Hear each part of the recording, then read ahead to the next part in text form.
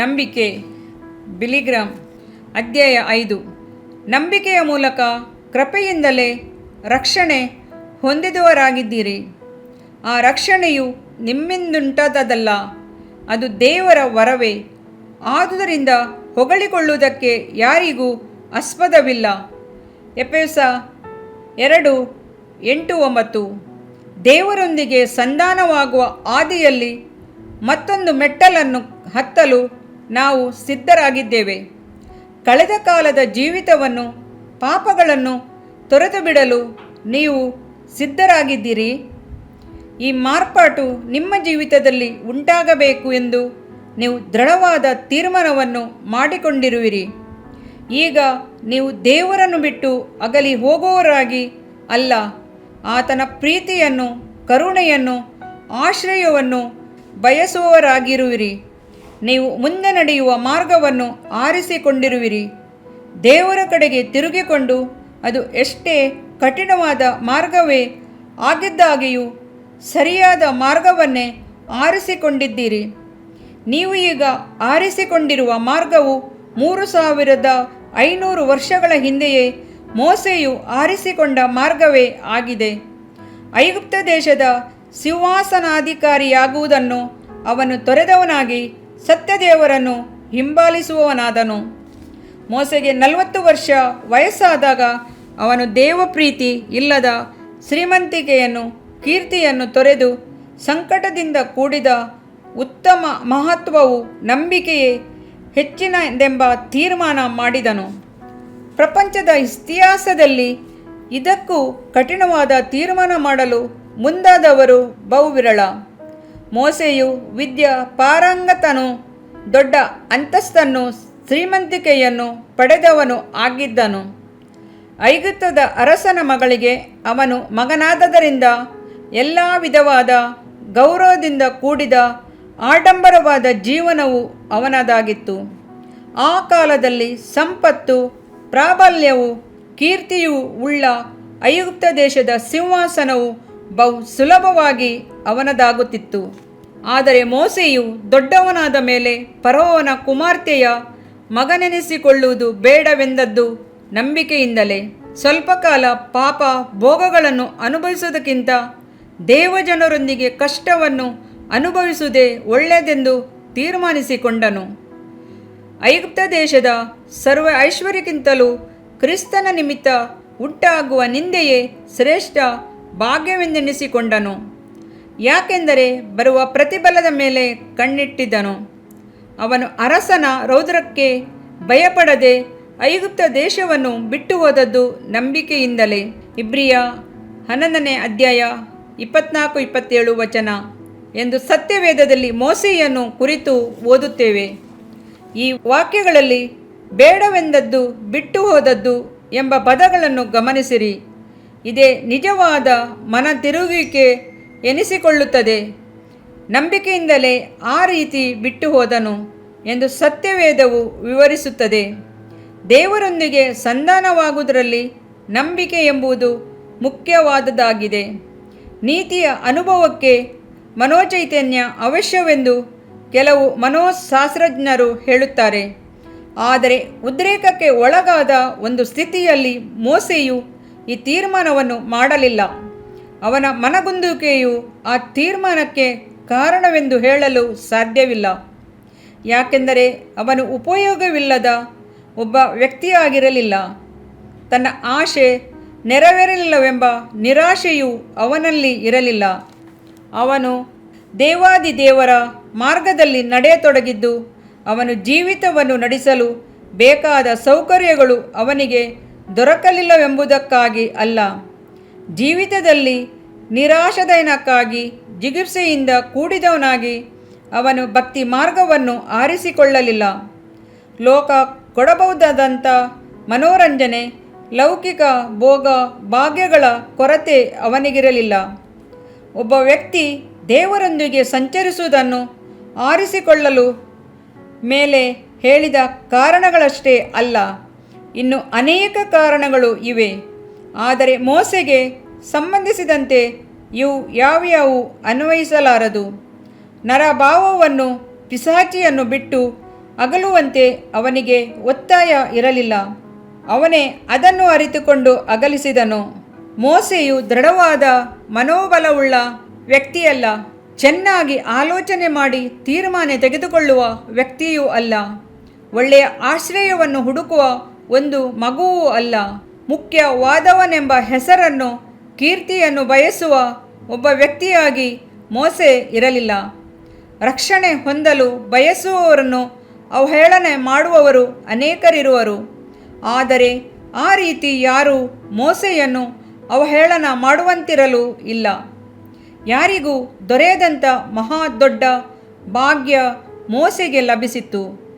ಒಳ್ಳೆಯ ದೇಹ ಬಲವುಳ್ಳ ಪ್ರಾಯಸ್ಥನಾಗಿದ್ದಾಗ ಶ್ರೀಮಂತಿಕೆ, ಪದವಿ, ಗೌರವ, ಅಂತಸ್ತು ಇವೆಲ್ಲವನ್ನು ತೊರೆದುಬಿಟ್ಟು ದೇವರಲ್ಲಿ ನಂಬಿಕೆಯಿಂದಿರಲು ಅವನು ತೀರ್ಮಾನಿಸಿಕೊಂಡನು.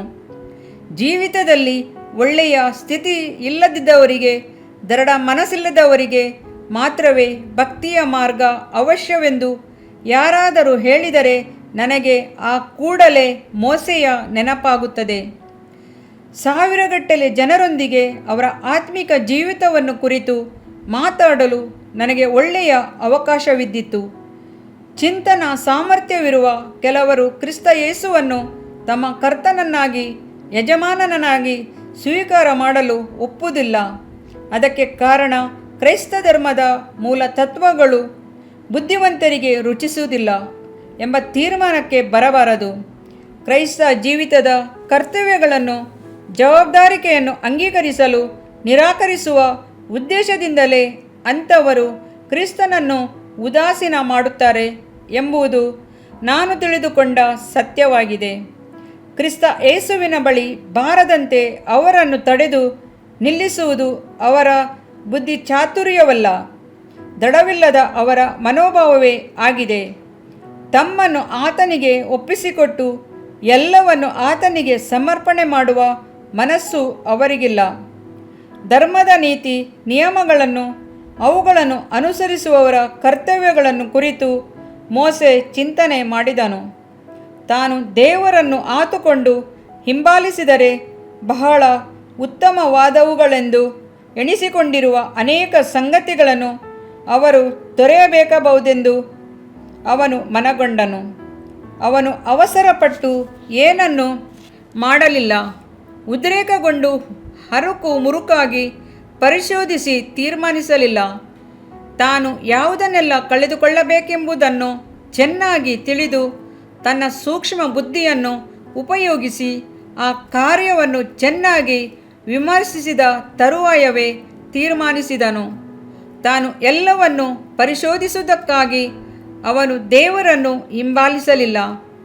ಚೆನ್ನಾಗಿ ತಿಳಿದ ನಂತರವೇ ತೀರ್ಮಾನಿಸಿದನು. ತಗ್ಗಿಸಿಕೊಳ್ಳಲು ದೀರ್ಘಕಾಲದ ಕೊರತೆ ಉಂಟಾಗುವುದೆಂದಾಗಲಿ, ಸ್ವಲ್ಪವೂ ವಿಚಲಿತನಾಗದೆ ದೃಢವಾದ ನಂಬಿಕೆಯು ಎಂದೆಂದೂ ಬದಲಾಯಿಸಲಾಗದ ಉದ್ದೇಶವುಳ್ಳ ತೀರ್ಮಾನವಾಗಿತ್ತು. ತಾನು ಪಡೆದಂಥ ಹೊಸ ಅನುಭವವನ್ನು ಬಿಟ್ಟು ಹಿಂಜಾರಿ ಹೋಗಬಹುದಾದಂಥ ಎಲ್ಲವನ್ನು ಗಮನವಿಟ್ಟು ತೊಡೆದು ಹಾಕಿದನು. ತನ್ನ 40 ವಯಸ್ಸಿನಲ್ಲಿ ತಾನು ಪೂರ್ತಿಯಾಗಿ ಎಂದೆಂದು ಎಲ್ಲ ಪರಿಸ್ಥಿತಿಗಳಲ್ಲೂ ದೇವರಿಗೆ ಅಧೀನನಾಗಿರಲು, ಆತನ ಆಜ್ಞೆಗಳಿಗೆ ವಿಧೇಯನಾಗಲು ಅರ್ಪಣೆ ಮಾಡಿಕೊಂಡನು. ಗಮಾಲಿಯಲ್, ಫ್ರೋಡ್ ಎಂಬ ಲೇಖಕರು ಒಬ್ಬರಿದ್ದರು. ಅವರು ತಮ್ಮ ಜೀವಿತದ ಅಂತ್ಯದಲ್ಲಿ ನಾನು ಹೊಸ ಒಡಂಬಡಿಕೆಯನ್ನು ಓದುವುದಿಲ್ಲ, ಯಾಕೆಂದರೆ ನಾನು ತಪ್ಪು ದಾರಿಯಲ್ಲಿ ನಡೆದು ದೇವರಿಗೆ ದ್ರೋಹಿಯಾಗಿ ಜೀವಿಸಿದನೆಂಬ ಚಿಂತೆಯು, ಸಂದೇಹವು ನನ್ನೊಳಗೆ ಭಯವನ್ನು ಉಂಟುಮಾಡುತ್ತದೆ ಎಂದು ಅಂಜುತ್ತೇನೆ ಎಂದಿದ್ದಾರೆ. ಮೋಸೆಗೂ ಈತನಿಗೂ ಇರುವ ವ್ಯತ್ಯಾಸವನ್ನು ಗಮನಿಸಿರಿ. ಮೋಸೆಯು ಈ ರೀತಿ ಅಂಜಿಕೊಳ್ಳಲಿಲ್ಲ. ನಂಬಿಕೆಯಿಂದ ಇಂದು ಎಂದೆಂದು ಕ್ರಿಸ್ತನ ಸ್ವತ್ತಾಗಿರಲು ಪೂರ್ಣವಾಗಿ ನಿಮ್ಮನ್ನು ಅರ್ಪಿಸುವಿರಾದರೆ ನೀವು ಭಯಪಡಬೇಕಾಗಿಲ್ಲ. ಸ್ವಲ್ಪ ಕಾಲ ಕ್ರೈಸ್ತನಾಗಿದ್ದು ನೋಡುತ್ತೇನೆ, ಎಲ್ಲವೂ ಸರಿಯಾಗಿದ್ದರೆ ಮುಂದುವರೆದು ಕ್ರೈಸ್ತ ಜೀವಿತವನ್ನು ನಡೆಸುವೆನು, ಇಲ್ಲವಾದರೆ ಬೇರೆ ಮಾರ್ಗವನ್ನು ಆರಿಸಿಕೊಳ್ಳುವೆನು ಎಂಬ ಮನೋಭಾವದಿಂದ ಕ್ರಿಸ್ತನ ಬಳಿಗೆ ಬಾರದಿರಿ. ನೀವು ಕ್ರಿಸ್ತನ ಬಳಿಗೆ ಬರುವಾಗ ಹಿಂಜಾರಿ ಹೋಗುವೆವೆಂಬ ಅಪನಂಬಿಕೆ ನಿಮ್ಮೊಳಗೆ ಬರಬಾರದು. ರೋಮಾಯ ಸಾಮ್ರಾಜ್ಯವು ಪ್ರಪಂಚದಲ್ಲಿ ಪ್ರಬಲವಾಗಿದ್ದಂಥ ದಿನಗಳಲ್ಲಿ ಸೀಸರನೆಂಬ ರೋಮಾಯ ದಳಪತಿಯ ಸೈನ್ಯ ಇಂಗ್ಲೆಂಡ್ ದೇಶವನ್ನು ಜಯಿಸಲು ಧಾವಿಸಿತು. ಶತ್ರುಗಳ ಹಡಗುಗಳು ದೂರದಲ್ಲಿ ಬರುವುದನ್ನು ಕಂಡು ಸಾವಿರಾರು ಆಂಗ್ಲೇಯರು ತಮ್ಮ ತಾಯ್ನಾಡಿಗೋಸ್ಕರ ವೀರಾವೇಶದಿಂದ ಸಿಡಿದೆದ್ದರು. ಆದರೆ ರೋಮಾಯರ ಒಂದು ಕಾರ್ಯ ಅವರಿಗೆ ಅಚ್ಚರಿಯನ್ನು ಉಂಟುಮಾಡಿತು. ಆಂಗ್ಲ ದೇಶದ ನೆಲದಲ್ಲಿಳಿದ ರೋಮಾಯರು ತಾವು ಹತ್ತಿ ಬಂದಂಥ ಮರದ ಹಡಗುಗಳಿಗೆ ಬೆಂಕಿ ಹತ್ತಿಸಿ ಸುಟ್ಟು ಹಾಕಿದರು.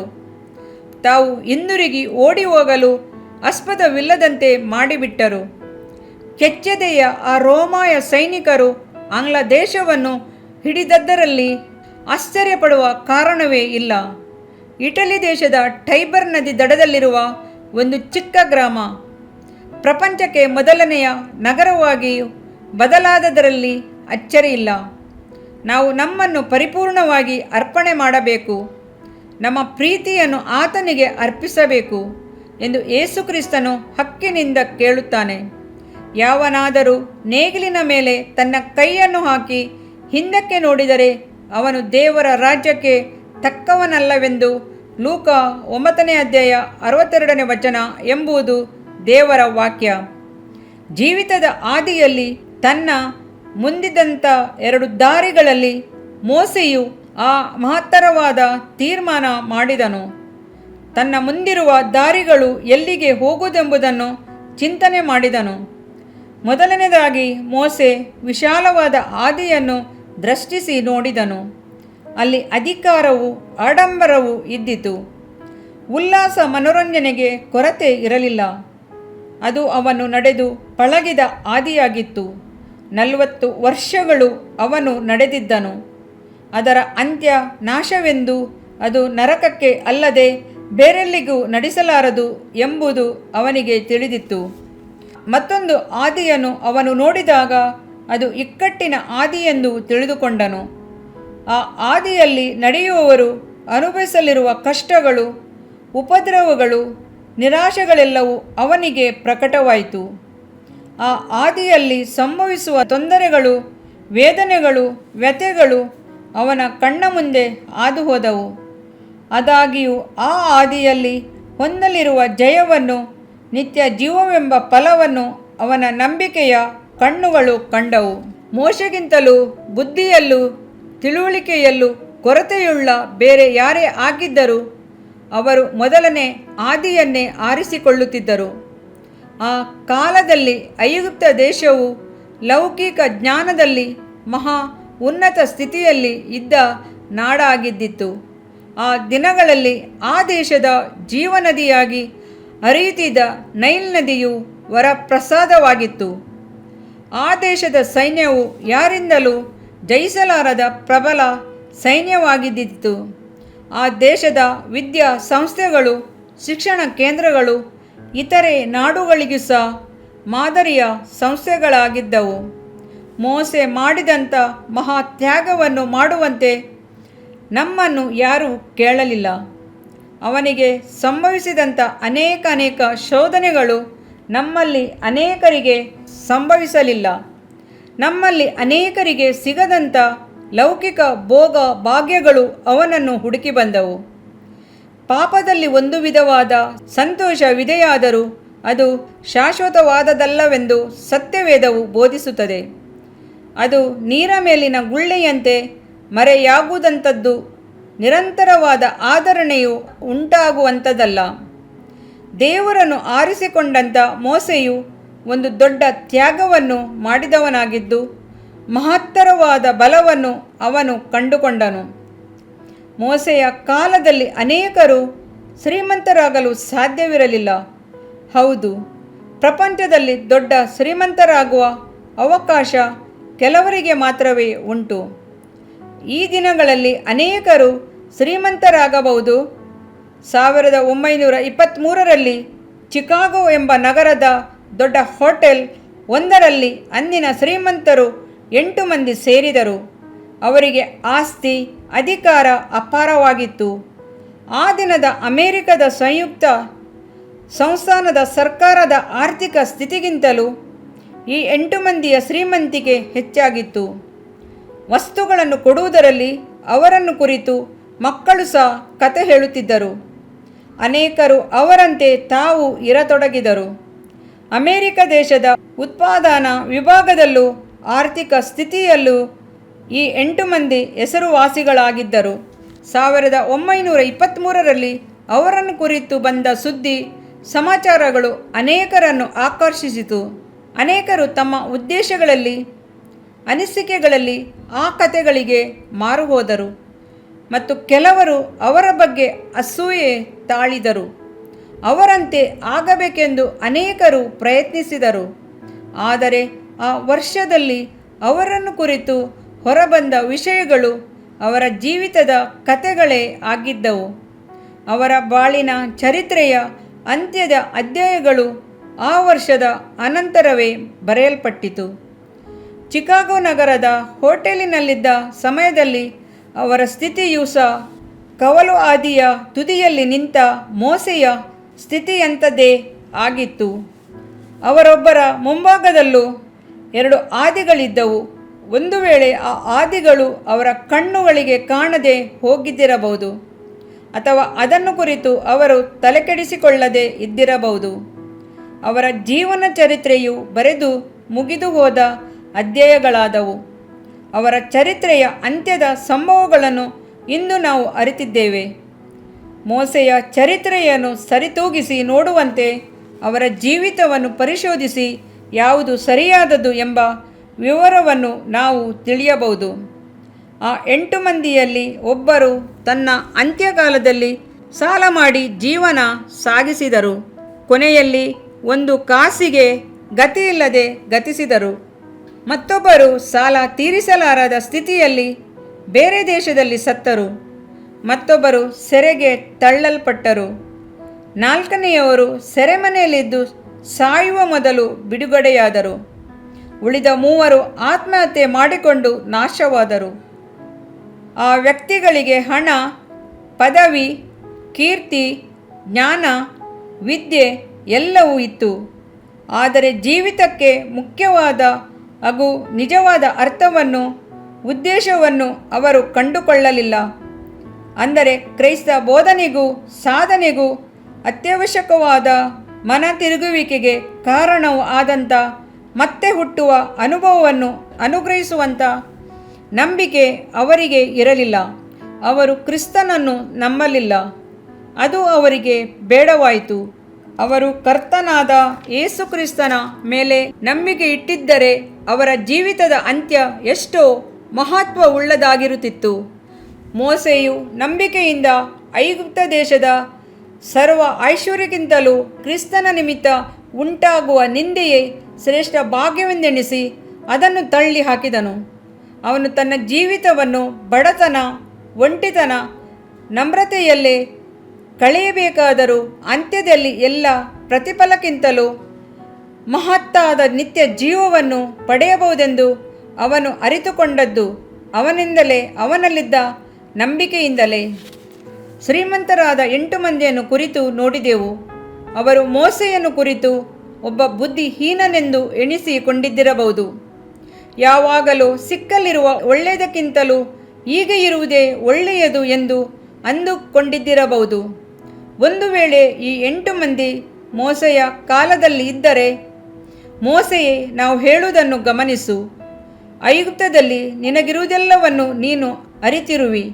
ನಿನ್ನಂಥ ಜ್ಞಾನಿಗಳು ನಿನಗಿರುವಂಥ ಪದವಿಯನ್ನು, ಶ್ರೀಮಂತಿಕೆಯನ್ನಿಟ್ಟು ಎಷ್ಟು ದೊಡ್ಡ ಕಾರ್ಯಗಳನ್ನು ಮಾಡಬಲ್ಲರು ಎಂಬುದು ನಿನಗೆ ಗೊತ್ತು. ಆದ್ದರಿಂದ ಜ್ಞಾನವಂತನಾಗಿ ನಡೆದುಕೋ. ಐಗುಪ್ತವು ಪ್ರಪಂಚದಲ್ಲಿಯೇ ಪ್ರಖ್ಯಾತ ನಾಡಾಗಿ ಮೆರೆಯಬಹುದು. ಚಿಕ್ಕ ಪುಟ್ಟ ದೇಶಗಳ ವಾಣಿಜ್ಯವನ್ನೆಲ್ಲ ನೀನು ನಿನಗೆ ಅಧೀನಪಡಿಸಿಕೊಳ್ಳಬಹುದು. ಪೈಪೋಟಿ ಮಾಡುವವರನ್ನೆಲ್ಲ ಅಡಗಿಸಿ ನಿನ್ನ ಇಷ್ಟದಂತೆ ಮಾಡಬಹುದು ಎಂದು ಆಲೋಚನೆ ಹೇಳಿರುತ್ತಿದ್ದರಲ್ಲವೇ? ಯಾಕೆಂದರೆ ಅವರು ಸಹ ಹಾಗೆಯೇ ಯೋಚಿಸಿದರು, ಹಾಗೆಯೇ ಮಾಡಿದರು. ಅವರಲ್ಲಿ ಅನೇಕರು ಅದೇ ರೀತಿ ಸಂಪತ್ತನ್ನು ಕೂಡಿಸಿದರು. ದೇವರನ್ನು ನಂಬುತ್ತೇವೆ ಎಂದಾಗಲಿ, ಕ್ರಿಸ್ತನಲ್ಲಿ ನಂಬಿಕೆ ಇಡುತ್ತೇನೆ ಎಂದಾಗಲಿ ಯಾರಾದರೂ ಹೇಳಿದ್ದರೆ ಅವರನ್ನು ಹಾಸ್ಯ ಮಾಡಿರುತ್ತಿದ್ದರು. ನಂಬಿಕೆ ಯಾವುದಕ್ಕೂ ಬಾರದು ಎಂದು ಸಹ ಹೇಳುತ್ತಿದ್ದರು. ನಂಬಿಕೆಯಿಂದ ಮಾತ್ರವೇ ದೇವರನ್ನು ಸಮೀಪಿಸಲು ಸಾಧ್ಯವೆಂದು ಸತ್ಯವೇದವು ಕಲಿಸುತ್ತದೆ. ದೇವರ ಬಳಿಗೆ ಬರುವವನು ದೇವರು ಇದ್ದಾನೆ ಮತ್ತು ತನ್ನನ್ನು ಹುಡುಕುವವರಿಗೆ ಪ್ರತಿಫಲವನ್ನು ಕೊಡುತ್ತಾನೆ ಎಂದು ನಂಬುವುದು ಅವಶ್ಯ. ಇಬ್ರಿಯ 11ನೇ ಅಧ್ಯಾಯ 6ನೇ ವಚನ. ಬೇರೆಲ್ಲವುಗಳಿಗಿಂತಲೂ ಹೆಚ್ಚಾಗಿ ನಂಬಿಕೆಯೇ ದೇವರನ್ನು ಮೆಚ್ಚಿಸುವಂಥದ್ದಾಗಿದೆ ಎಂದು ಸತ್ಯವೇದವು ಹೇಳುತ್ತದೆ. ನಂಬಿಕೆಯಿಲ್ಲದೆ ದೇವರನ್ನು ಮೆಚ್ಚಿಸುವುದು ಅಸಾಧ್ಯ. ಇಬ್ರಿಯ 11ನೇ ಅಧ್ಯಾಯ 6ನೇ ವಚನ. ದೇವರಿಂದ ಅಂಗೀಕರಿಸಲ್ಪಡಬೇಕೆಂಬ ಕಾರಣಕ್ಕಾಗಿ ಪ್ರಪಂಚದ ಅನೇಕ ಭಾಗಗಳಲ್ಲಿನ ಜನರು ಅನೇಕ ವಿಧಗಳಲ್ಲಿ ತಮ್ಮ ಶರೀರವನ್ನು ಕಠಿಣವಾದ ಬಾಧೆಗೆ ಒಳಪಡಿಸುತ್ತಾರೆ. ಬೇರೆ ಬೇರೆ ವಿಧವಾದ ಉಡುಪುಗಳನ್ನು ಧರಿಸಿಕೊಳ್ಳುತ್ತಾರೆ. ತಮ್ಮ ರೂಪವನ್ನು ಕೆಡಿಸಿಕೊಳ್ಳುತ್ತಾರೆ. ಅತ್ಯಗತ್ಯವಾದ ಅನೇಕ ಸಂಗತಿಗಳನ್ನು ತ್ಯಜಿಸುತ್ತಾರೆ. ದೀರ್ಘಕಾಲದ ಪ್ರಾರ್ಥನೆಯಲ್ಲಿ ತಮ್ಮನ್ನು ತೊಡಗಿಸಿಕೊಳ್ಳುತ್ತಾರೆ. ಇವೆಲ್ಲವೂ ಒಳ್ಳೆಯದೇ ಆಗಿದ್ದಾಗಿಯೂ ದೇವರನ್ನು ಮೆಚ್ಚಿಸಲು ನಾವು ಮಾಡಬೇಕಾದವುಗಳಲ್ಲಿ ಮಹತ್ತರವಾದದ್ದು ಆತನ ಮೇಲೆ ನಂಬಿಕೆ ಇಡುವಂಥದ್ದೇ ಆಗಿದೆ. ನನ್ನ ಸ್ನೇಹಿತನನ್ನು ಬಾಯಿ ತುಂಬ ಹೊಗಳಿಬಿಟ್ಟು ಕೊನೆಯಲ್ಲಿ ಅವನ ಮೇಲೆ ತನಗೆ ನಂಬಿಕೆ ಇಲ್ಲವೆಂದು ಹೇಳುವೆನಾದರೆ ನನ್ನ ಮೆಚ್ಚುಗೆಗೆ ಅರ್ಥವೇನು? ಅವನನ್ನು ತಗ್ಗಿಸುವ ಉದ್ದೇಶದಿಂದಲೇ ಅವನನ್ನು ಹೆಚ್ಚಿಸಿದಂತೆ ಆಗುವುದಲ್ಲವೇ? ದೇವರನ್ನು ಸಂತೋಷಪಡಿಸಲು ಒಂದು ಒಳ್ಳೆಯ ಮಾರ್ಗ ಆತನ ಮಾತುಗಳನ್ನು ನಂಬುವುದೇ ಆಗಿದೆ. ನಾನು ತಂದೆಯಲ್ಲಿ ಇದ್ದೇನೆ, ತಂದೆಯು ನನ್ನಲ್ಲಿ ಇದ್ದಾನೆಂಬುವ ನನ್ನ ಮಾತನ್ನು ನಂಬಿರಿ. ಇಲ್ಲದಿದ್ದರೆ ಆ ಕ್ರಿಯೆಗಳನ್ನೇ ಹೇಳಿರುವುದು. ತನ್ನನ್ನು ನಂಬಬೇಕೆಂದು ಜನರನ್ನು ಒತ್ತಾಯಿಸುವಂತೆ ಕಾಣುವುದಿಲ್ಲವೇ? ನಂಬಿಕೆ ಬಹಳ ಮುಖ್ಯವಾದದ್ದು ಹಾಗೂ ಅವಶ್ಯವಾದದ್ದು ಎಂದು ಸತ್ಯವೇದವು ಹೇಳುತ್ತದೆ. ನಂಬಿಕೆ ಎಂದರೇನು? ನಂಬಿಕೆಗೆ ಎಂಥ ವಿವರಣೆಯನ್ನು ಕೊಡಬಲ್ಲಿರಿ? ನನಗೆ ಸರಿಯಾದ ನಂಬಿಕೆ ಇದೆಯೇ ಇಲ್ಲವೇ ಎಂದು ತಿಳಿಯುವ ರೀತಿ ಯಾವುದು? ನನಗೆ ಎಷ್ಟು ನಂಬಿಕೆ ಇರಬೇಕು ಎಂದೆಲ್ಲ ನೀವು ಕೇಳಬಹುದು. ನೀವು ಮುಂದುವರಿದಂತೆಲ್ಲ ಇದಕ್ಕೆ ಉತ್ತರವನ್ನು ಕಾಣುವಿರಿ.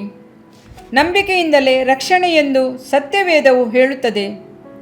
ಕರ್ತನಾದ ಯೇಸುವಿನ ಮೇಲೆ ನಂಬಿಕೆ ಇಡು, ಆಗ ನೀನು ರಕ್ಷಣೆ ಹೊಂದುವಿ, ನಿನ್ನ ಮನೆಯವರು ರಕ್ಷಣೆ ಹೊಂದುವರು. ಅಪೊಸ್ತಲರ ಕೃತ್ಯ 16ನೇ ಅಧ್ಯಾಯ 31ನೇ ವಚನ. ಯಾರ್ಯಾರು ಆತನನ್ನು ಅಂಗೀಕರಿಸಿದರೋ, ಅಂದರೆ ಆತನ ಹೆಸರಿನಲ್ಲಿ ನಂಬಿಕೆ ಇಟ್ಟರೋ, ಅವರಿಗೆ ದೇವರ ಮಕ್ಕಳಾಗುವ ಅಧಿಕಾರ ಕೊಟ್ಟನು. ಯೋಹಾನ 1:12. ಮೋಸೆಯ ಧರ್ಮಶಾಸ್ತ್ರದ ಮೂಲಕ ನೀವು ಬಿಡುಗಡೆ ಹೊಂದಲಾಗದ ಎಲ್ಲ ಪಾಪಗಳಿಂದ ನಂಬುವವರೆಲ್ಲರೂ ಆತನ ಮೂಲಕವಾಗಿ ಬಿಡುಗಡೆ ಹೊಂದಿ ನೀತಿವಂತರೆನಿಸಿಕೊಳ್ಳುತ್ತಾರೆ. ಅಪೊಸ್ತಲ ಕೃತ್ಯ 13ನೇ ಅಧ್ಯಾಯ 39ನೇ ವಚನ. ಯಾವನು ಪುಣ್ಯ ಕ್ರಿಯೆಗಳನ್ನು ಮಾಡಿದವನಾಗಿರದೆ ಪಾಪಾತ್ಮರನ್ನು ನೀತಿವಂತರೆಂದು ನಿರ್ಣಯಿಸುವ ಆತನಲ್ಲಿ ನಂಬಿಕೆ ಇಡುತ್ತಾನೋ, ಅವನ ನಂಬಿಕೆಯೇ ನೀತಿ ಎಂದು ಎಣಿಸಲ್ಪಡುವುದು. ರೋಮಾಪುರ 4ನೇ ಅಧ್ಯಾಯ 5ನೇ ವಚನ. ಹೀಗಿರಲಾಗಿ ನಾವು ನಂಬಿಕೆಯಿಂದ ನೀತಿವಂತರಾದ ಕಾರಣ ನಮ್ಮ ಕರ್ತನಾದ ಯೇಸುಕ್ರಿಸ್ತನ ಮೂಲಕ ದೇವರೊಂದಿಗೆ ಸಮಾಧಾನದಲ್ಲಿರೋಣ. ರೋಮಾಪುರ 5ನೇ ಅಧ್ಯಾಯ 1ನೇ ವಚನ. ನಾವಾದರೂ ಹಿಂದೆ ಗೆದವರಾಗಿ ನಾಶವಾಗುವವರಲ್ಲ, ನಂಬುವವರಾಗಿ ಪ್ರಾಣ ರಕ್ಷಣೆಯನ್ನು ಹೊಂದುವವರಾಗಿದ್ದೇವೆ. ಇಬ್ರಿಯ 10ನೇ ಅಧ್ಯಾಯ 39ನೇ ವಚನ. ನಂಬಿಕೆಯ ಮೂಲಕ ಕೃಪೆಯಿಂದಲೇ ರಕ್ಷಣೆ ಹೊಂದಿದವರಾಗಿದ್ದೀರಿ. ಆ ರಕ್ಷಣೆಯು ನಿಮ್ಮಿಂದುಂಟಾದದ್ದಲ್ಲ, ಅದು ದೇವರ ವರವೇ. ಎಫೆಸ 2:8. ನಾವು ನಂಬಿಕೆಯಿಂದಲೇ ರಕ್ಷಣೆ ಹೊಂದಿದೆವೋ? ಇಲ್ಲ, ನಾವು ನಂಬಿಕೆಯ ಮೂಲಕ ಕೃಪೆಯಿಂದಲೇ ರಕ್ಷಣೆ ಹೊಂದಿದ್ದೇವೆ. ನಮಗೆ ದೇವರು ಅನುಗ್ರಹಿಸುವ ಕೃಪೆಯನ್ನು ನಂಬಿಕೆ ಎಂಬ ಕಾಲುವೆಯ ಮೂಲಕ ಹೊಂದಿಕೊಳ್ಳುತ್ತೇವೆ. ಆತನು ಪ್ರೀತಿಯಿಂದ ಅನುಗ್ರಹಿಸುವುದನ್ನು ಹೊಂದುವ ಹಸ್ತವೇ ನಂಬಿಕೆಯಾಗಿದೆ. ಇಬ್ರಿಯ 11ನೇ ಅಧ್ಯಾಯ 1ರಲ್ಲಿ ನಂಬಿಕೆಯೇ ನಾವು ನಿರೀಕ್ಷಿಸುವವುಗಳ ವಿಷಯವಾಗಿ ಭರವಸೆದಿಂದಿರುವುದು, ಕಣ್ಣಿಗೆ ಕಾಣದವುಗಳನ್ನು ನಿಜವೆಂದು ತಿಳುಕೊಳ್ಳುವುದು ಆಗಿದೆ ಎಂದು ನೋಡುತ್ತೇವೆ. ನಮ್ಮ ನಿರೀಕ್ಷೆಯನ್ನು ಕುರಿತು ದೃಢವಾದ ನಿಶ್ಚಯವು ನಾವು ನೋಡಲಾರದವುಗಳನ್ನು ಕುರಿತು ನಿಜವೆಂದು ತಿಳಿಯುವುದೇ ನಂಬಿಕೆ. ಸಮರ್ಪಿಸುವಿಕೆ, ಒಪ್ಪಿಸಿಕೊಡುವಿಕೆ ಎಂಬುದೇ ನಂಬಿಕೆ ಎಂಬುದರ ತಿರುಳು. ದೃಢವಾದ ಪೂರ್ಣ ನಿಶ್ಚಯವೇ ನಂಬಿಕೆ. ಉತ್ತರ ಧ್ರುವಕ್ಕೆ ನಾನು ಹೋದದೇ ಇಲ್ಲ, ಆದರೂ ಉತ್ತರ ಧ್ರುವ ಒಂದು ಉಂಟೆಂದು ನಾನು ನಂಬುತ್ತೇನೆ. ಯಾಕೆಂದರೆ ಉತ್ತರ ಧ್ರುವದ ಬಗ್ಗೆ ಕೇಳಿದ್ದೇನೆ, ಅದನ್ನು ಕುರಿತು ಒಂದು ಪುಸ್ತಕವನ್ನು ಓದಿದ್ದೇನೆ, ಒಂದು ನಕ್ಷೆಯಲ್ಲಿ ಅದನ್ನು ನೋಡಿದ್ದೇನೆ. ಅದನ್ನು ಬರೆದವರನ್ನು ನಂಬಿ ಉತ್ತರ ಧ್ರುವ ಎಂಬ ಒಂದು ಸ್ಥಳ ಇದೆ ಎಂದು ನಂಬಿಕೆಯಿಂದ ಒಪ್ಪಿಕೊಳ್ಳುತ್ತೇನೆ. ಸಾರಿದ ವಾರ್ತೆಯು ನಂಬಿಕೆಗೆ ಆಧಾರ. ಆ ವಾರ್ತೆಗೆ ಕ್ರಿಸ್ತನ ವಾಕ್ಯವೇ ಆಧಾರ. ರೋಮಾಪುರ 10:17 ಎಂಬುದು ಸತ್ಯವೇದ ವಾಕ್ಯ. ರಕ್ಷಣೆಯ ಬಗ್ಗೆ ದೇವರು ಹೇಳುವುದನ್ನು ನಾವು ನಂಬಿಕೊಂಡು ಯಾವುದೇ ಆದಂಥ ಸಂದೇಹವಿಲ್ಲದೆ ಒಪ್ಪಿಕೊಳ್ಳಬೇಕು. ಅವನು ಆತನನ್ನು ಕಾಣದಿದ್ದಾಗಲೂ ಆತನನ್ನು ಕಂಡವನು ಹಿಡಿದುಕೊಳ್ಳುವಂತೆ ಹಿಡಿದುಕೊಂಡನು ಎಂದು ಇಬ್ರಿಯ 11:27 ವೇದವಾಕ್ಯವನ್ನು ಮಾರ್ಟಿನ್ ಲೂಥರ್ ಭಾಷಾಂತರಿಸಿದ್ದಾನೆ. ನಾವು ಹುಡುಕಬೇಕಾದ ಯಾವುದೋ ಒಂದು ಅರ್ಥ ಮಾಡಿಕೊಳ್ಳಲಾಗದಂಥ ಒಂದು ನಾವು ಚಿಕ್ಕ ಮಕ್ಕಳಂತೆ ಆಗಬೇಕೆಂಬುದಾಗಿ ಯೇಸುಸ್ವಾಮಿ ಹೇಳಿದ್ದಾನೆ. ಚಿಕ್ಕ ಮಕ್ಕಳು ಹೇಗೆ ತಮ್ಮ ತಾಯಂದಿರನ್ನು ನಂಬುತ್ತೇವೆಯೋ ಹಾಗೆ ನಾವು ದೇವರನ್ನು ನಂಬಬೇಕು. ಗಂಟೆಗೆ 50 ಮೈಲಿ ವೇಗದಲ್ಲಿ ಒಂದು ಕಾರ್ ಚಲಿಸುತ್ತಿದೆ ಎಂದಿಟ್ಟುಕೊಳ್ಳಿರಿ. ನಾವು ಹೋಗುತ್ತಿರುವ ರಸ್ತೆ ಒಂದು ಗುಡ್ಡದ ತುದಿಯನ್ನು ಸೇರುತ್ತದೆ. ಗುಡ್ಡದ ಮತ್ತೊಂದು ಕಡೆ ಇರುವ ರಸ್ತೆಯನ್ನು ನಾನು ಕಾಣಲಾಗಲಿಲ್ಲ. ಕೂಡಲೇ ನಾನು ಕಾರನ್ನು ನಿಲ್ಲಿಸಿಬಿಟ್ಟು ಗುಡ್ಡವನ್ನು ಹತ್ತಿ ನಿಂತು ಮತ್ತೊಂದು ಕಡೆ ರಸ್ತೆ ಇದೆಯೇ ಎಂದು ನೋಡುವೆನಾ? ಇಲ್ಲ, ಹಾಗೆ ಮಾಡಲಾರೆ. ಗುಡ್ಡದ ಮತ್ತೊಂದು ಕಡೆ ಇರುವ ರಸ್ತೆಯನ್ನು ನಾನು ಕಾಣಲಿಲ್ಲವಾದರೂ ಆ ಸಾರಿಗೆ ಇಲಾಖೆಯನ್ನು ನಂಬಿ ನನ್ನ ಪ್ರಯಾಣವನ್ನು ಮುಂದುವರಿಸುವೆನು. ರಸ್ತೆಯು ಗುಡ್ಡದ ಮತ್ತೊಂದು ಕಡೆ ಮುಂದುವರಿಯುವುದು ಎಂದು ನಂಬಿಕೆಯಿಂದ ಅರಿತಿರುವೆನು. ರಕ್ಷಣೆಗಾಗಿ ಕ್ರಿಸ್ತನನ್ನು ನಂಬುವ ನಂಬಿಕೆ ಆಗಿರಬೇಕು. ದೇವರ ಕಡೆಗೆ ತಿರುಗಿಕೊಳ್ಳುವುದರಲ್ಲಿ ಇರುವಂಥ 3 ಅಂಶಗಳು ನಂಬಿಕೆಯಲ್ಲೂ ಅಡಗಿದೆ. ಮೊದಲನೆಯದು ತಿಳುವಳಿಕೆ, ಅರಿವು. ಅಂದರೆ ದೇವರು ಹೇಳಿರುವುದನ್ನು ತಿಳಿದುಕೊಳ್ಳಬೇಕು. ಅದಕ್ಕಾಗಿ ನೀವು ಸತ್ಯವೇದವನ್ನು ಓದುವುದು ಬಹಳ ಮುಖ್ಯವಾದುದು. ಆತ್ಮ ರಕ್ಷಣೆಯನ್ನು ಕುರಿತು ಸತ್ಯವೇದದಲ್ಲಿ ಹೇಳಿರುವ ಸತ್ಯಗಳನ್ನು ನೀವು ತಿಳಿದಿರಬೇಕು. ಒಬ್ಬನು ತಾನು ಒಬ್ಬ ಪಾಪಿ ಎಂಬುದಾಗಿಯೂ ತನಗಾಗಿ ಕ್ರಿಸ್ತನು ಸತ್ತಿದ್ದಾನೆ ಎಂದು ಅರಿತುಕೊಳ್ಳುವುದೇ ಸರಿಯಾದ ತಿಳುವಳಿಕೆಯಾಗಿದೆ. ಯೋಹಾನ 3:16 ವಾಕ್ಯವನ್ನು ಅರಿತಿದ್ದರೆ ಮಾತ್ರ ಸಾಕು. ಅದಕ್ಕೂ ಕಡಿಮೆಯಾಗಿ ತಿಳಿದವರು ಸಹ ರಕ್ಷಣೆ ಹೊಂದಿರುವರು. ಆದರೂ ಮುಖ್ಯವಾಗಿ ಈ ವಿಷಯವನ್ನು ಕುರಿತು ಎಷ್ಟು ತಿಳಿದುಕೊಳ್ಳಲು ಸಾಧ್ಯವೋ ಅಷ್ಟನ್ನು ಅರಿತುಕೊಳ್ಳುವುದು ಅತ್ಯವಶ್ಯಕವಾದದ್ದು. ಸತ್ಯವೇದ ಮಾತ್ರವೇ ರಕ್ಷಣೆಯನ್ನು ಕುರಿತು ಕಲಿಸಿಕೊಡುತ್ತದೆ. ಸತ್ಯವೇದದಲ್ಲಿ ಅನೇಕ ಭಾಗಗಳು ನನಗೆ ಅರ್ಥವಾಗುವುದಿಲ್ಲ, ಆದ್ದರಿಂದ ನಾನು ಅದನ್ನು ಓದುವುದಿಲ್ಲ ಎಂದು ಅನೇಕರು ಹೇಳುತ್ತಾರೆ. ಅದು ಸರಿಯಾದದಲ್ಲ. ಸತ್ಯವೇದದಲ್ಲಿ ನನಗೆ ಅರ್ಥವಾಗದೇ ಇರುವಂಥದ್ದು ಅನೇಕವೂ ಇವೆ. ಕಟ್ಟುಪಾಡಿಗೆ ಒಳಪಟ್ಟಿರುವ ನನ್ನ ಮನಸ್ಸು ಅಖಂಡವಾದ ವಿಷಯಗಳೆಲ್ಲವನ್ನು ಅರಿತುಕೊಳ್ಳಲಾರದು ಎಂಬುದು ಸತ್ಯ. ದೂರದರ್ಶನ ಸಾಧನವನ್ನು ಕುರಿತು ಎಲ್ಲ ವಿವರಗಳು ನನಗೆ ತಿಳಿಯುವುದಿಲ್ಲ. ಆದ್ದರಿಂದ ಆ ಸಾಧನವನ್ನು ಉಪಯೋಗಿಸಿ ಅದರಲ್ಲಿ ನೋಡುವಂಥ ಎಲ್ಲ ದೃಶ್ಯಗಳನ್ನು ಮರೆಯುತ್ತೇನಾ? ಇಲ್ಲವಲ್ಲ. ನಂಬಿಕೆಯಿಂದಲೇ ಅದನ್ನು ಒಪ್ಪಿಕೊಳ್ಳುತ್ತೇವೆ. ಅಸಾಧ್ಯವಾದದನ್ನು ಮಾಡುವಂತೆ ದೇವರು ಕೇಳಲಿಲ್ಲ. ಗುಣಪಡಿಸುವುದನ್ನು ಕುರಿತು ತಿಳಿಯದೆ ಗುಣಪಡಿಸುವಂತೆ ಆತನು ನಿಮ್ಮನ್ನು ಕರೆಯಲಿಲ್ಲ. ಕ್ರಿಸ್ತನನ್ನು ನಂಬುವುದು ಸತ್ಯವೇದಕ್ಕೆ ಅನುಗುಣವಾದ ಒಂದು ಅನುಭವ. ಕ್ರಿಸ್ತನನ್ನು ನಂಬುವುದನ್ನು ಕುರಿತು ಎಲ್ಲವೂ ನಿಮಗೆ ತಿಳಿಯದೇ ಇದ್ದರೂ ದೇವರು ನಂಬುವಂತೆ ಹೇಳಿರುವುದರಿಂದ ನೀವು ಹಾಗೆಯೇ ನಂಬಬಹುದು. ಮನುಷ್ಯರನ್ನು ಹಾಳು ಮಾಡಲು ಸೈತಾನನ ಮೊದಲನೇ ಪ್ರಯತ್ನ ಅವರು ದೇವರ ಮಾತುಗಳನ್ನು ಸಂಶಯಪಡುವುದೇ ಆಗಿದೆ. ದೇವರ ಮಾತುಗಳನ್ನು ಕುರಿತು ಸಂಶಯ ಪಡುವಿರಾದರೆ ಕಷ್ಟಕ್ಕೊಳಗಾಗುವಿರಿ. ನೀವು ಪಾಪಿಗಳು ಎಂಬ ಅರಿವು ನಿಮಗೆ ಬೇಕು. ನಿಮ್ಮ ಪಾಪಗಳಿಗಾಗಿ ಕ್ರಿಸ್ತನು ಸತ್ತನು ಎಂಬುದನ್ನು ನೀವು ನೀತಿವಂತರಾಗಿ ನಿರ್ಣಯಪಡಿಸುವುದಕ್ಕಾಗಿ ಆತನು ಪುನರುತ್ಥಾನವಾದನು ಎಂಬುದನ್ನು ನೀವು ಅರಿತುಕೊಳ್ಳಬೇಕು. ಯೇಸುಕ್ರಿಸ್ತನು ಸತ್ತು ಹೂಣಲ್ಪಟ್ಟು ಪುನರುತ್ಥಾನವಾದದ್ದು ಸುವಾರ್ತೆಯ ಪ್ರಧಾನ ವಿಷಯ. ರಕ್ಷಣೆ ಹೊಂದುವುದಕ್ಕಾಗಿ ಈ ಸತ್ಯವನ್ನು ನಂಬಿಕೊಂಡು ಅಂಗೀಕಾರ ಮಾಡಬೇಕು. ಎರಡನೇದಾಗಿ, ನಂಬುವುದರಲ್ಲಿ ಮನಚೈತನ್ಯಕ್ಕೆ ಆಸ್ಪದ ಉಂಟು. ಯೆಹೋವನ ಭಯವೇ ತಿಳುವಳಿಕೆಗೆ ಮೂಲವು. ಜ್ಞಾನೋಕ್ತಿ 1:7 ಎಂದು ಸತ್ಯವೇದವು ಹೇಳುತ್ತದೆ. ಕ್ರಿಸ್ತನ ಪ್ರೀತಿಯು ನಮಗೆ ಒತ್ತಾಯ ಮಾಡುತ್ತದೆ. 2 ಕೊರಿಂಥ 5:14 ಎಂದು ಅಪೊಸ್ತಲನಾದ ಪೌಲನು ಬರೆಯುತ್ತಾನೆ.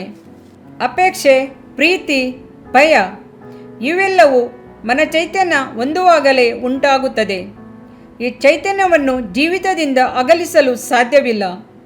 ಈ ಚೈತನ್ಯವನ್ನೆಲ್ಲ ಅಗಲಿಸಬೇಕು ಎಂದು ಬುದ್ಧಿವಂತರು ಹೇಳಲಾರರು. ಅಗಾಧವಾದ ಗ್ರಹಿಕೆಯಿಂದಲೇ ವ್ಯಕ್ತಿತ್ವವನ್ನು ಬೇರೆ ಮಾಡುವುದು ಸಾಧ್ಯವೆನಿಸದ ಕಾರ್ಯ.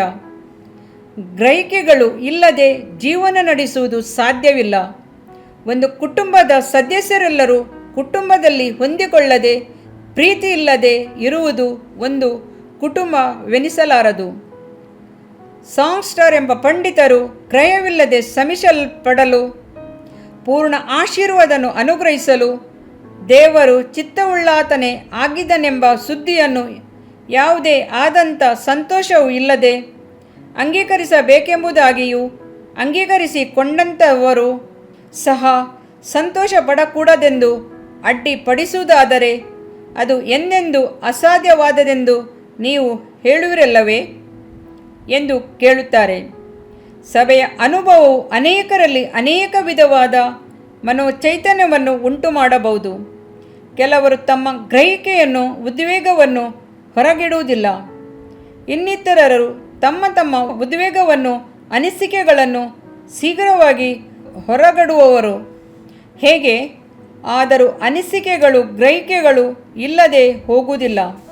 ಯುದ್ಧ ಕಾಲದಲ್ಲಿ ಪ್ರಧಾನಮಂತ್ರಿಯಾಗಿದ್ದಂಥ ವಿನ್ಸ್ಟನ್ ಚರ್ಚಿಲ್ ದೇಶದ ಜನರಿಗೆ ನೀಡುತ್ತಿದ್ದ ಸಂದೇಶಗಳಲ್ಲಿ ಅನೇಕ ನೀತಿಗಳನ್ನು ಕುರಿತು ಮಾತಾಡುತ್ತಿದ್ದರು. ಅದರೊಂದಿಗೆ ಜನರ ಗ್ರಹಿಕೆಗಳನ್ನು ತಟ್ಟಿ ಎಬ್ಬಿಸುತ್ತಿದ್ದರು. ಒಮ್ಮೆ ಅವರು ಮಾತಾಡುವುದನ್ನು ನಾನು ಕೇಳುತ್ತಿದ್ದಾಗ ಎದ್ದು ನಿಂತು ದೊಡ್ಡ ಧ್ವನಿ ತೆಗೆದು ಒಂದು ಧ್ವಜವನ್ನು ಎತ್ತಿ ಆರಿಸಬೇಕೆಂಬ ಉದ್ವೇಗ ನನ್ನೊಳಗೆ ಉಂಟಾಯಿತು. ನೀವು ಯೇಸು ಕ್ರಿಸ್ತನಲ್ಲಿ ಪ್ರೀತಿ ಇಡುವಿರಾದರೆ ನಿಮಗೆ ಮನಸಂತೋಷವು ಮನೋಲ್ಲಾಸವು ಹೊರಹೊಮ್ಮುವುದು ಎಂಬುದೇ ಆ ಮನೋಚೈತನ್ಯ. ಮೂರನೆಯದಾಗಿ, ತೀರ್ಮಾನ. ಇದು ಎಲ್ಲಕ್ಕಿಂತಲೂ ಬಹು ಮುಖ್ಯವಾದದ್ದು. ತಿಳುವಳಿಕೆ ಅಥವಾ ಅರಿವು ಸುವಾರ್ತೆಯ ಸತ್ಯತೆಯನ್ನು ಒಪ್ಪಿಕೊಂಡಾಗಿಯೂ ಚೈತನ್ಯದಿಂದ ಮನಸ್ಸು ಸ್ಪಂದಿಸಲ್ಪಟ್ಟಾಗಲೂ ಒಬ್ಬನು ಕ್ರಿಸ್ತನ ಬಳಿ ತಿರುಗದವನಾಗಿರಬಹುದು. ಕ್ರಿಯೆಗಳಿಲ್ಲದಿದ್ದರೆ ನಂಬಿಕೆಯು ತನ್ನಲ್ಲಿ ಜೀವವಿಲ್ಲದ್ದು ಅಥವಾ ಸತ್ತದ್ದು. ಯಾಕೋಬ 2:17. ಕೆಲವು ವರ್ಷಗಳ ಹಿಂದೆ ನಯಗರ ಜಲಪಾತಕ್ಕೆ ಅಡ್ಡವಾಗಿ ಕಟ್ಟಲಾಗಿದ್ದಂಥ ಒಂದು ಹಗ್ಗದ ಮಾರ್ಗವಾಗಿ ಒಂದು ಚಕ್ರದ ವಾಹನವನ್ನು ಒಬ್ಬ ಮನುಷ್ಯನು ಚಲಿಸಿ ತೋರಿಸುತ್ತಿದ್ದನು. ಸಾವಿರಗಟ್ಟಲೆ ಜನರು ಅದನ್ನು ನೋಡಿ ಆನಂದಿಸಿ ಕೂಗಾಡುತ್ತಿದ್ದರು. ಆ ಮನುಷ್ಯನು 200 ಪೌಂಡ್ ಭಾರವುಳ್ಳ ಒಂದು ವಸ್ತುವನ್ನು ಆ ಗಾಡಿಯಲ್ಲಿ ಹಾಕಿ ತಳ್ಳುತ್ತಾ ಮತ್ತೊಂದು ದಡವನ್ನು ಮುಟ್ಟಿ ಹಿಂದಿರುಗಿ ಬಂದನು. ನಂತರ ಅಲ್ಲಿ ಕೂಡಿದವರನ್ನು ನೋಡಿ, ಒಬ್ಬ ಮನುಷ್ಯನನ್ನು ಈ ಗಾಡಿಯಲ್ಲಿಟ್ಟು ನಾನು ನೂಕಿಕೊಂಡು ಹೋಗಬಲ್ಲೆ ಎಂಬುದನ್ನು ಎಷ್ಟು ಮಂದಿ ನಂಬುವಿರಿ ಎಂದು ಕೇಳಿದನು. ನಾವು ನಂಬುತ್ತೇವೆ ಎಂದು ಎಲ್ಲರೂ ಬೊಬ್ಬೆ ಹಾಕಿದರು. ಮುಂದೆ ಇದ್ದವರಲ್ಲಿ ಒಬ್ಬನು ತಾನು ನಂಬುವುದಾಗಿ ಬಹಳ ಉತ್ಸಾಹದಿಂದ ಹೇಳಿದನು. ಅವನನ್ನು ನೋಡಿ, ನಿನ್ನನ್ನು ಈ ಗಾಡಿಯಲ್ಲಿರಿಸಿ ತಳ್ಳುವೆನು ಎಂದು ಗಾಡಿಯವನು ಹೇಳಿದನು. ಅಷ್ಟೇ. ಅದನ್ನು ಕೇಳಿದಾಕ್ಷಣವೇ ನಂಬುತ್ತೇನೆ ಎಂದು ಹೇಳಿದ ವ್ಯಕ್ತಿ ಎಲ್ಲಿಯೋ ಮರೆಯಾಗಿ ಹೋದನು. ಯಾಕೆಂದರೆ ಅವನು ನಿಜಕ್ಕೂ ಅದನ್ನು ನಂಬಲಿಲ್ಲ. ತಾನು ನಂಬುವೆನೆಂದು ಹೇಳಿದನಷ್ಟೇ, ನಂಬುವುದಾಗಿ ಎಣಿಸಿಕೊಂಡನು. ಆದರೆ ಆ ಗಾಡಿಯಲ್ಲಿ ಕೂರಲು ಅವನು ಮುಂದೆ ಬರಲಿಲ್ಲ. ಅದೇ ರೀತಿಯಲ್ಲಿ ಕ್ರಿಸ್ತನನ್ನು ನಂಬುವುದಾಗಿಯೂ ಆತನನ್ನು ಹಿಂಬಾಲಿಸುವುದಾಗಿಯೂ ಹೇಳುವಂಥ ಅನೇಕರು ತಮ್ಮನ್ನು ಪೂರ್ಣವಾಗಿ 100% ಆತನಿಗೆ ಅರ್ಪಣೆ ಮಾಡುವುದಿಲ್ಲ, ಸಮರ್ಪಿಸುವುದಿಲ್ಲ. ನಂಬಿಕೆ ಎಷ್ಟು ಇರಬೇಕು ಎಂದು ಹಲವರು ಕೇಳುತ್ತಾರೆ. ಸಾಸಿವೆ ಕಾಳಿನಷ್ಟು ನಂಬಿಕೆ ಎಂದು ಕರ್ತನು ಹೇಳಿದನು. ಎಂಥ ಬಗೆಯ ನಂಬಿಕೆ ಎಂದು ಮತ್ತಿತರರು ಕೇಳುವುದುಂಟು. ಬೇರೆ ಬೇರೆ ವಿಧವಾದ ನಂಬಿಕೆಯನ್ನು ಕುರಿತು ಚಿಂತೆ ಬೇಡ. ನಿಜಕ್ಕೂ ನಂಬಿಕೆ ಎಂಬುದು ಒಂದೇ ಇರುವಂತಾಗಿದೆ. ಯಾವುದನ್ನು ಅಥವಾ ಯಾರನ್ನು ನಂಬುತ್ತೇವೆ ಎಂಬುದೇ ಮುಖ್ಯವಾದದ್ದು. ನೀವು ಯಾರನ್ನು ನಂಬುತ್ತೀರಿ? ನೀವು ಕ್ರಿಸ್ತನನ್ನೇ ನಂಬಬೇಕು. ಆಚಾರಗಳು, ಪಾರಂಪರ್ಯ ಅನುಕರಣೆಗಳು ಅಥವಾ ನಿಮ್ಮ ಮೇಲೆಯೇ ನಂಬಿಕೆಯನ್ನು ಇಟ್ಟುಕೊಳ್ಳದೆ ಕ್ರಿಸ್ತನನ್ನೇ ನಂಬಬೇಕು. ನಂಬಿಕೆಯು 3 ವಿಧಗಳಲ್ಲಿ ಪ್ರಕಟವಾಗುವುದೆಂದು ಸತ್ಯವೇದ ಹೇಳುತ್ತದೆ.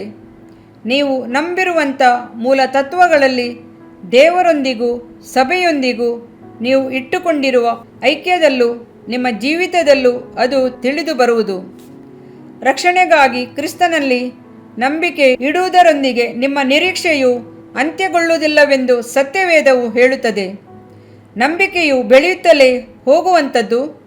ಪ್ರಾರಂಭದಲ್ಲಿ ಅದು ಬಲಹೀನತೆಯುಳ್ಳದಾಗಿ ಕಂಡರೂ ನೀವು ನಿರೀಕ್ಷೆಯುಳ್ಳವರಾಗಿ ಸತ್ಯವೇದವನ್ನು ಓದಿ ಶ್ರದ್ಧೆಯಿಂದ ಪ್ರಾರ್ಥಿಸಿ ಕ್ರಮವಾಗಿ ಆಲಯಕ್ಕೆ ಹೋಗಿ ಕರ್ತನನ್ನು ಹೆಚ್ಚಾಗಿ ಅರಿತುಕೊಳ್ಳುವಾಗ ನಿಮ್ಮ ನಂಬಿಕೆ ದೃಢವಾಗುವುದು.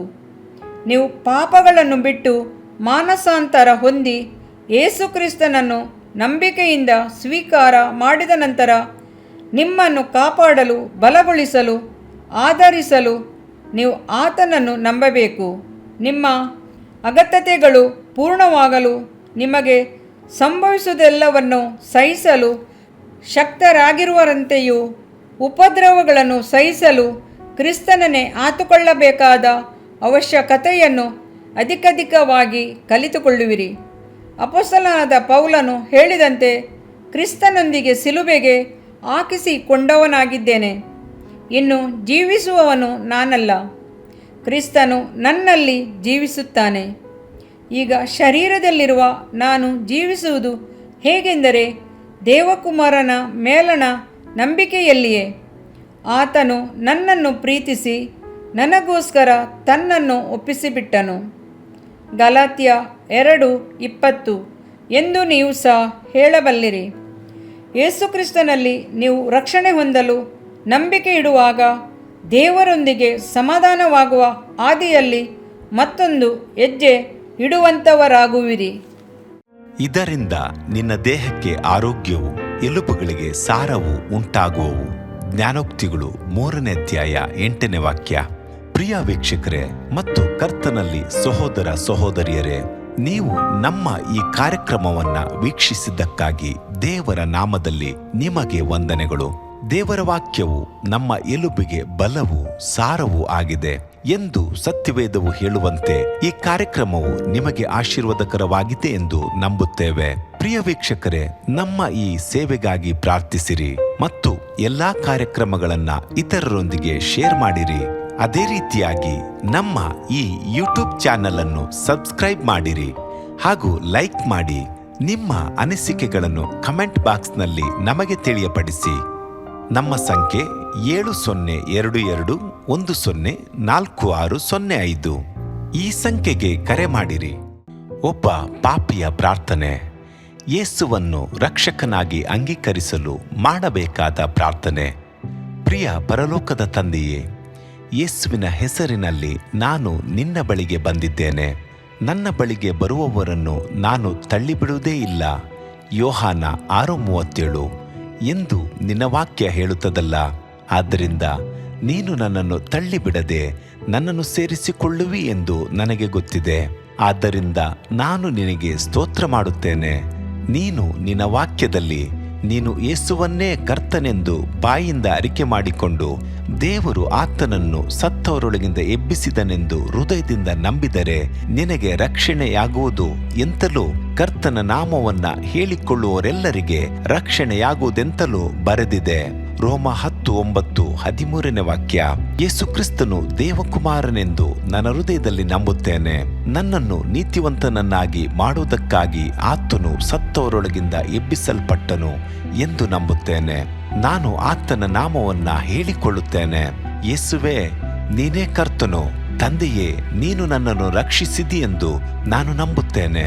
ನಿನ್ನ ವಾಕ್ಯವು ಹೇಳುತ್ತದೆ, ಮನುಷ್ಯನು ಹೃದಯದಿಂದ ನಂಬುವುದರ ಮೂಲಕ ನೀತಿಯು ದೊರಕುತ್ತದೆ, ಬಾಯಿಂದ ಅರಿಕೆ ಮಾಡುವುದರ ಮೂಲಕ ರಕ್ಷಣೆಯಾಗುತ್ತದೆ. ರೋಮ 10:10. ನಾನೀಗ ನನ್ನ ಹೃದಯದಲ್ಲಿ ನಂಬುತ್ತೇನೆ ಹಾಗೂ ಯೇಸುವೇ ನನ್ನ ಕರ್ತನೆಂದು ಅರಿಕೆ ಮಾಡುತ್ತೇನೆ. ಆದುದರಿಂದ ನಾನೀಗ ರಕ್ಷಣೆ ಹೊಂದಿದ್ದೇನೆ. ಅಪ್ಪಾ ತಂದೆಯೇ, ನಿನಗೆ ಸ್ತೋತ್ರ. ಲೂಕನು ಬರೆದ ಸುವಾರ್ತೆ 11ನೇ ಅಧ್ಯಾಯದಲ್ಲಿ ಬರೆದಿರುವಂತೆ, ನಿಮ್ಮಲ್ಲಿ ತಂದೆಯಾದವನು ಮೀನನ್ನು ಕೇಳುವ ಮಗನಿಗೆ ಮೀನು ಕೊಡದೆ ಹಾವನ್ನು ಕೊಡುವನೆ? ಅಥವಾ ತತ್ತಿಯನ್ನು ಕೇಳಿದರೆ ಚೇಳನ್ನು ಕೊಡುವನೆ? ಹಾಗಾದರೆ ಕೆಟ್ಟವರಾದ ನೀವು ನಿಮ್ಮ ಮಕ್ಕಳಿಗೆ ಒಳ್ಳೆ ಪದಾರ್ಥಗಳನ್ನ ಕೊಡಬಲ್ಲವರಾದರೆ ಪರಲೋಕದಲ್ಲಿರುವ ನಿಮ್ಮ ತಂದೆಯು ತನ್ನನ್ನು ಬೇಡಿಕೊಳ್ಳುವವರಿಗೆ ಎಷ್ಟೋ ಹೆಚ್ಚಾಗಿ ಪವಿತ್ರಾತ್ಮ ವರವನ್ನ ಕೊಡುವವನಲ್ಲವೇ ಅಂದನು. ತಂದೆಯೇ, ನೀನು ಕೇಳಿಕೊಳ್ಳುವವರಿಗೆ ಪವಿತ್ರಾತ್ಮನ ವರವನ್ನು ಹೇರಳವಾಗಿ ಕೊಡುವಾತನಾಗಿದ್ದಿ. ಆದ್ದರಿಂದ ನನ್ನ ಮೇಲೆಯೂ ನಿನ್ನ ಆತ್ಮನನ್ನು ಸುರಿಸಬೇಕಾಗಿ ಬೇಡಿಕೊಳ್ಳುತ್ತೇನೆ. ಕೀರ್ತನೆ 81:10 ಬರೆದಿದೆ, ಅಗಲವಾಗಿ ಬಾಯಿದೆರೆಯಿರಿ, ಅದನ್ನು ತುಂಬಿಸುವೆನು. ಕರ್ತನೇ, ನನ್ನನ್ನು ಪವಿತ್ರಾತ್ಮನಿಂದ ತುಂಬಿದಂತ ನೀನು ನನ್ನನ್ನು ಅನ್ಯ ಭಾಷೆಯ ವರದಿಂದಲೂ ತುಂಬುವವನಾಗಿದ್ದಿ ಎಂದು ನಂಬುತ್ತೇನೆ. ಅದರಂತೆ ನಾನು ನನ್ನ ಬಾಯಿಯನ್ನು ತೆರೆದು ನಿನ್ನ ಸ್ತೋತ್ರ ಮಾಡುವಾಗ ಅನ್ಯ ಭಾಷೆಯ ಅಭಿಷೇಕದಿಂದ ನನ್ನನ್ನು ತುಂಬುವವನಾಗಿದ್ದಿ ಎಂದು ನಂಬುತ್ತೇನೆ. ಈಗ ನೀವು ನಿಮ್ಮ ಬಾಯಿಯನ್ನು ತೆರೆದು ಮಾತನಾಡುವಾಗ ಪವಿತ್ರಾತ್ಮನು ನಿಮ್ಮ ಬಾಯಿಯನ್ನು ತನ್ನ ಭಾಷೆಯಿಂದ ತುಂಬುವವನಾಗಿದ್ದಾನೆ. ಇದು ದೇವರ ಭಾಷೆಯಾಗಿದೆ. ಈ ಅಭಿಷೇಕವನ್ನ ಹೊಂದಿಕೊಳ್ಳಲು ನೀವು ನಿಮ್ಮ ಸ್ವರವನ್ನ ಉಪಯೋಗಿಸಬೇಕು.